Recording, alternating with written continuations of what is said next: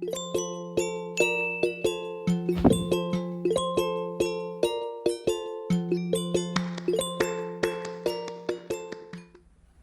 get started, I will be using 2 tablespoons of all-purpose flour, 2 tablespoons of unsalted butter, a pinch of salt and paprika. I have a 1/4 teaspoon of both.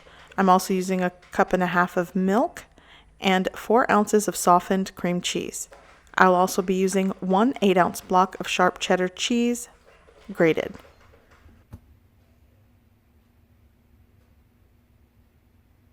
Now with these ingredients, you have a delicious nacho cheese sauce, but I also will be adding some seasoned ground meat. This is a 1/2 pound of ground turkey meat that I've seasoned, and all I did was just browned it in a pan and added all seasoning to it. You can use the meat of your choice, or you can leave it out. Again, the beginning ingredients are to a delicious nacho cheese sauce. Now, normally I like to add a 1/2 cup of pickled jalapenos, like chopped, but I didn't have any, so I'm going to be using good old Rotel. I'm using the original. It's the can that I had in my pantry, to be honest, but I usually add a 1/2 cup of chopped pickled jalapenos. It really is my favorite way to make my nacho cheese dip. Okay, so in my preheated pan, I have added my 2 tablespoons of butter. I'm going to melt these down. And now I'm going to add my 2 tablespoons of all-purpose flour. And basically, the name of the game is I'm making a roux. And this roux, in turn, is going to turn into a bechamel sauce. You guys know in my cooking, I always make bechamel sauces for a lot of things that I make. So here we go again. So I'm just going to cook out the flour. And I'm also going to be adding my salt and paprika. Again, this is a 1/4 teaspoon of each. And this also helps the paprika sort of develop in flavor. Since it's a dry seasoning, it kind of warms it through and gets things going.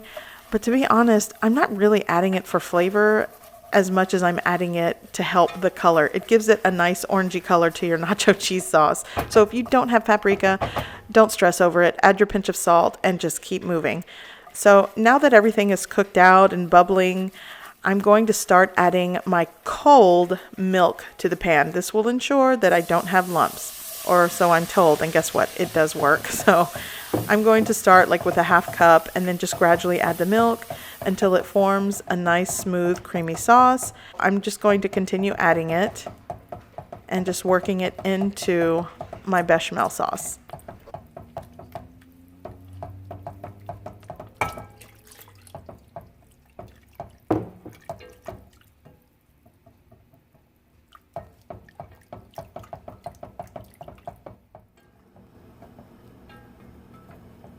Okay, so my bechamel sauce is nice, creamy, and smooth. I'm now going to start adding my cheeses. In goes my 4 ounces of softened cream cheese, and then I'm going to gradually add the cheddar cheese and work it in until everything is nice, creamy, and smooth. By the way, I failed to mention this earlier. When you're doing a bechamel sauce or making your roux, you want to work with a medium heat, nothing on high.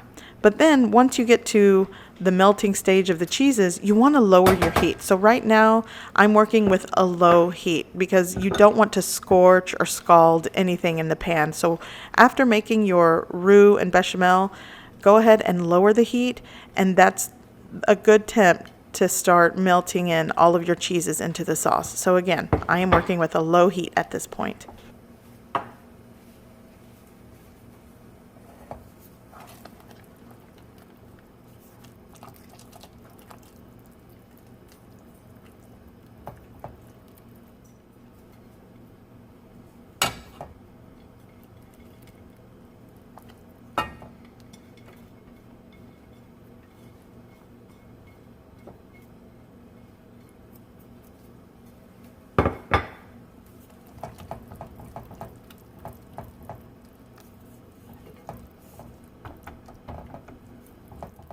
Okay, so here is a delicious, creamy and smooth nacho cheese sauce, and you can use it as is.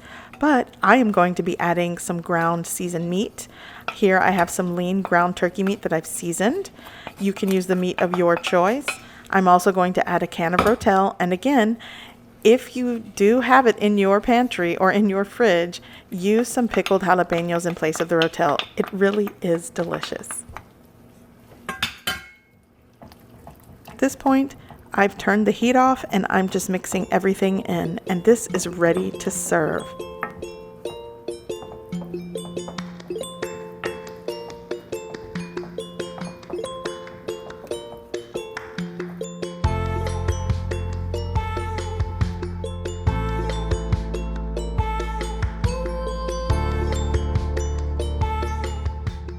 I hope you give this recipe a try.